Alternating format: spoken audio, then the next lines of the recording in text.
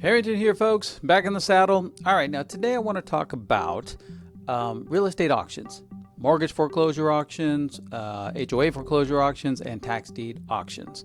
Now, in fact, I don't know why I haven't talked about this before because it's a fairly significant part of our practice. Now, look, as we discussed, I'm going to keep these videos as short as possible, and this is a pretty hairy topic. So I'm not going to go into a lot of depth. This is just a broad overview. And then if you guys like the topic, well, let me know, and I will dive into some of the ins and outs of it. But if you're looking for inventory, you're looking for properties to pick up at below market prices, this is one way to do it. This is also a fantastic way to lose a lot of money. So buckle up.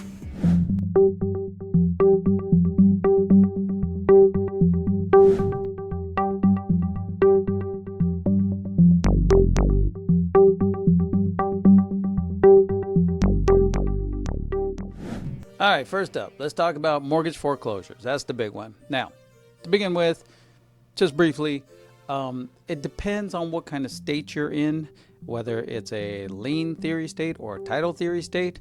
And that just means the following. If you're in California, then you've probably seen what's called a trustee deed.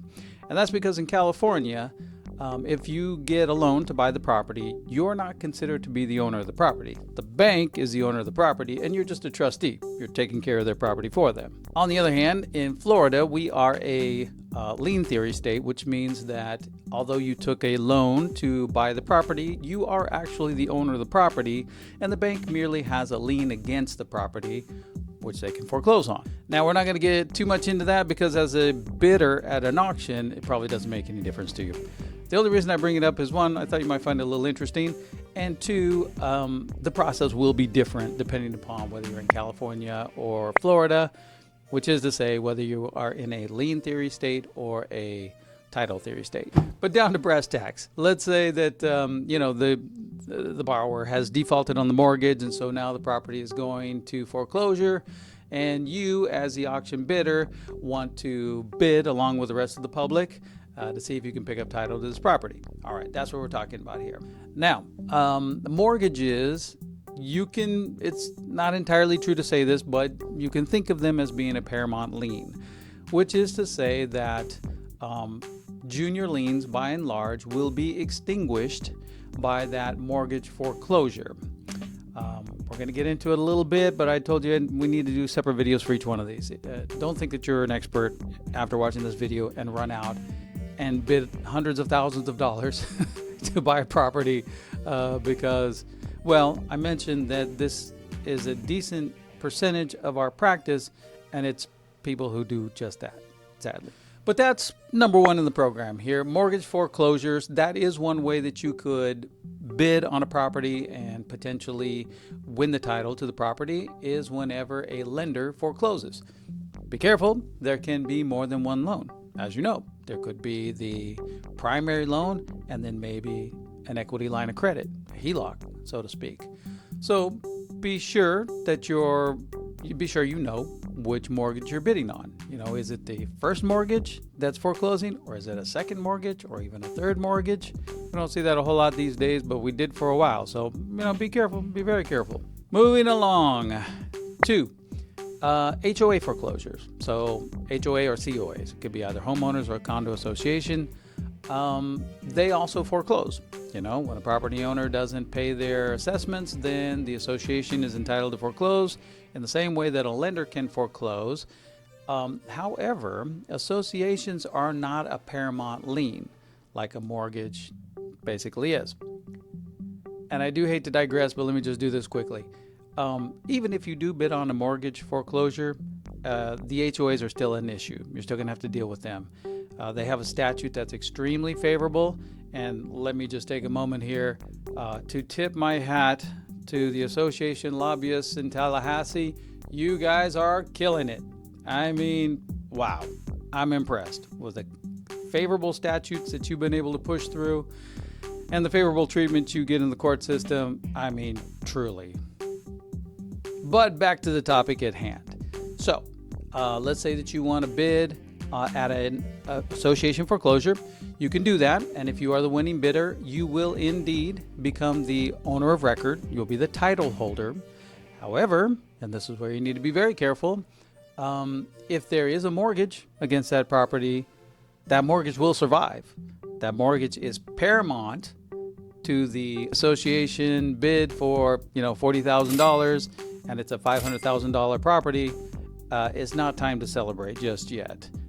Make sure that there's not a mortgage for $700,000 pending against the property, because if there is, you may have just thrown away your money. Last one, tax deeds. All right, in the same way that defaulted mortgages and unpaid association dues will lead to a foreclosure, unpaid property taxes will also lead to an auction. They foreclose on the tax lien. Okay, that process is a little bit more involved. What happens first of all is that the state or the county, take that back, it's actually the county, will issue a tax lien certificate. That's kind of like a warning. And what happens is anyone in the public can also bid on those certificates. And so when you buy a tax lien certificate, then you're paying the property taxes for the property owner. And now you have a certificate. You're not yet on title, but your money is guaranteed. In other words, it's like a note. It's like a loan. You're basically loaning the money to the actual owner and garnering interest, in fact.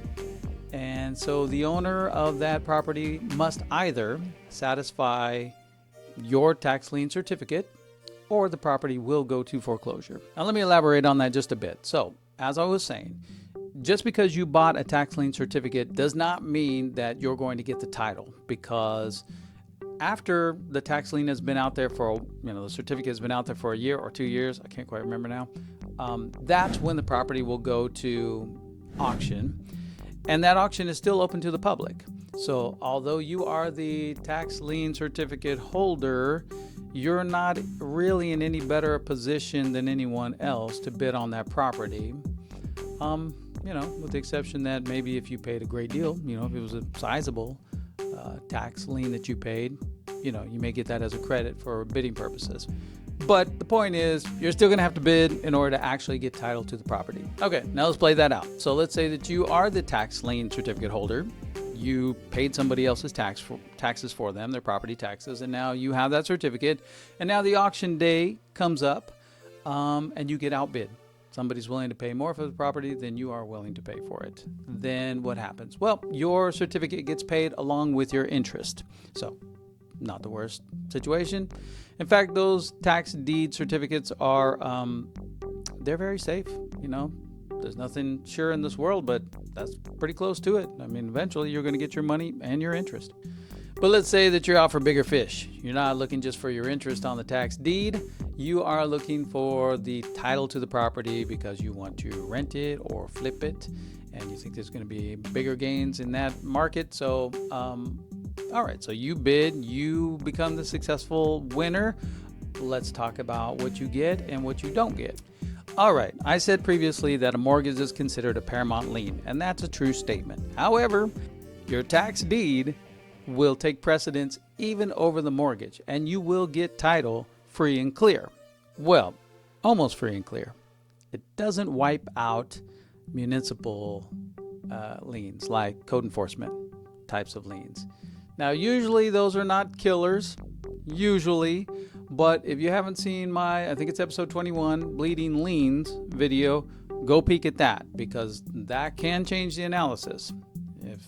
Just briefly, if the owner of that property for which you've attained the title through a tax deed also owns many other properties, which is sometimes the case, and those many other properties have code violations and municipal liens against them, well, you guessed it, they bleed, and you're going to find yourself having to deal with all of those liens in order to quiet title to your property. Okay, that's as far as I'm going to go on the three types of auctions. If you find it intriguing, then let me know, and we're going to talk more about it. We're going to dive into each one because there really is quite a bit to it. I just want to say this, though. what is it that my firm does and does not do when it comes to these auction biddings? All right. Well, as I already mentioned, some of the unfortunate souls who dive into this business and they don't know all the ins and outs. And believe me, it's pretty nuanced. There's actually quite a bit to it. They come to me after they've become the successful bidder and they have a problem. You know, there's something paramount to their lien that they were unaware of, or they didn't know about the municipal bleeding liens, or, you know, there are a few different scenarios that come up. Or association, that's another one. Even if you buy it a mortgage foreclosure, you still have to deal with the association. And as I alluded to earlier, those lobbyists are amazing. Okay, so yes, that's one of the things we do, or try to do. It's very difficult, you know. Once the bid is done and the money is out there, trying to claw it back is very difficult. I'm going to be honest with you. Sometimes we can find an angle. And basically what we have to do is undo the sale. You know, we have to try to find some sort of a defect or some sort of a fraud or something really irregular about the sale. And that might be a way that we can undo your mistake, to put it bluntly. But by and large, that is a tough gig, man. I'll be honest with you. Now, what else can we do? Well, people, you know, when this was a big thing back during the crisis, and the values had dropped to 50%, but they were sharply on the rise. Okay, so that was the heyday of auction bidding. So there can be some cleanup to do. For example, the tax deed. In order for you to sell your property, because a lot of people will want to rehab the property and then flip it, in order for you to get a clean title that you can then transfer to a buyer, you're probably going to have to do something called a quiet title action. All right, that's something that I can help you with. And it's usually pretty straightforward. We're usually fairly in and out. Of course, we're always at the mercy of the court's calendar. So one thing we can do if you're the successful bidder at a tax deed is clean up that title for you, because title insurance companies aren't satisfied with a tax deed title, a title that's obtained through a tax deed. They want that to be cleaned up, and the way you do that is through a quiet title action. That's something we can do for you, and it's by and large a fixed rate. You know, there's not usually a contest when it comes to those things, usually, except again when they're bleeding liens. And so we do that, and of course we're at the mercy of the court's calendar, but other than that, it's a fairly straightforward process usually, and you know, we're more or less in and out, and then you can go ahead and sell the property. But just know, you know, if you obtain a title through a tax deed, more than likely what you're going to need to do is a quiet title action. There's one other product out there. It's actually owned by a buddy of mine here in West Palm Beach, and it's like a reinsurance product where you can actually avoid having to do the quiet title action. And sometimes I will recommend that, but it's really only certain narrow circumstances that I think that would be a better way to go. What else can we do for you? Well, let me tell you what we don't do anymore and why. Now, back in the heyday, you know, when the market values were half, 50%, and they were sharply on the rise back up, people were coming to us all the time. The bidding was at a frenzy at that point. It was a feeding frenzy. And people would try to get us to do, the law firm, to do the due diligence on these properties. Because as we've touched on, you need to know a little bit about the property. However, if you really, and I'm not giving you advice here, just based on my experience, if you really fixate on one particular property and you spend all your time and due diligence on that property, thinking that you're going to be the winning bidder, you're probably going to waste a lot of your time, because it doesn't seem to work out that way very often. There's a lot of competition, you know, and so those who are actually serious about getting titles through auctions, it seems to me, just, you know, my personal opinion, not legal advice, but it seems to me that they have to cast a broader net than that. You know, you're probably going to have to bid on, 5, 10, 15 properties and maybe get one of them. Okay, so that creates a problem, right? I mean, how are you going to do due diligence on all these properties? You can, of course, if you have the time, you can just do it yourself. and the expertise, of course. The other thing you can do is bring it to somebody like me, an attorney, to do that due diligence. And what I'm going to tell you is that I'm not a good option for you. Let me explain. Okay, I'm a title agent. I can run title. I can even have my staff go through the public records and examine the title. I can tell you the full story about this property and what exactly you're getting yourself into, but I have to charge you my attorney rates. And it's not going to be that cheap, you know? Well, multiply that by 5 or by 10 or by 20, however many properties you're thinking about bidding on, and it just doesn't make any sense to you. I'm the first one to say it. It doesn't make any sense. You're not going to pay a law firm to go through, 20 different properties and then potentially not get any of them. This next part is going to sound like I'm doing a commercial. So Tony Stern, you're welcome. But there is another buddy of mine in Boca who has a company called Property Onion, and I think there are probably other companies that do it as well. I don't have to make this, specific to Tony, but he's the one I know, and actually I trust him, and his people do good work. But they do the due diligence, to a certain extent, at a very affordable rate. I don't know how he's done it. I don't know if he's sending these things out to Bangladesh or he's just got some amazing software, but somehow he has come up with a program that really assembles and puts together a nice report, which I have found to be amazingly accurate, for a very affordable price. You can do multiple properties and order his title search or whatever he calls it. You order those reports, without a break in the bank. And even if you don't end up becoming the successful bidder, which many times you will not, it's still a viable, business practice. Now, what I've done is I've kind of teamed up with Tony. People, here's what you guys should do. I mean, if you're interested in doing this, go find Property Onion or some company like his, and you order that report. And if everything is clear and understandable to you, beautiful, go forward. If you have any doubts, well, you can bring it to me and I will look it over and I will prepare for you a little memo explaining exactly what you would be getting yourself into if you were to bid on this property. And I can do that, I can look over the report and do a short memo for you at an affordable rate. So if you want to have the best of both worlds, if you want a law firm, an attorney's eyes on the property, an opinion, that would be the cost-effective way to go about it. Get that report pulled and sent over to me. I'll then look at it. That can be done in a cost-effective way.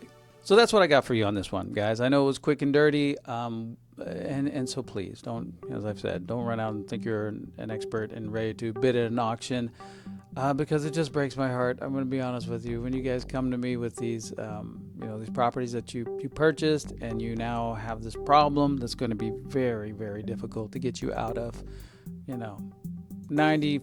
more than 95% of the time, I'm probably not going to be able to undo the damage, and you're just going to lose your money. It really can be sad sometimes. Like if you're just a hedge fund or whatever, and it's play money for you, then I can sleep with that. But those aren't the guys that tend to make the glaring errors. It tends to be people who don't have limitless funds. Those are the ones that make the mistakes. And so, yeah, I guess that's my final thought. But before you dive into it, just tell me you're interested, and I will do more of these videos and see if I can get you a little better prepared. And also be aware that you have the option of having a report pulled from Property Onion or some company like Property Onion. Bring it to me, and I will give you a thumbs up or thumbs down, so that you don't lose, hundreds of thousands of dollars. I see it almost on a weekly basis. It's pretty shocking, actually. Pero recuerda que aquí todos hablamos español, and I will see you guys on the next one.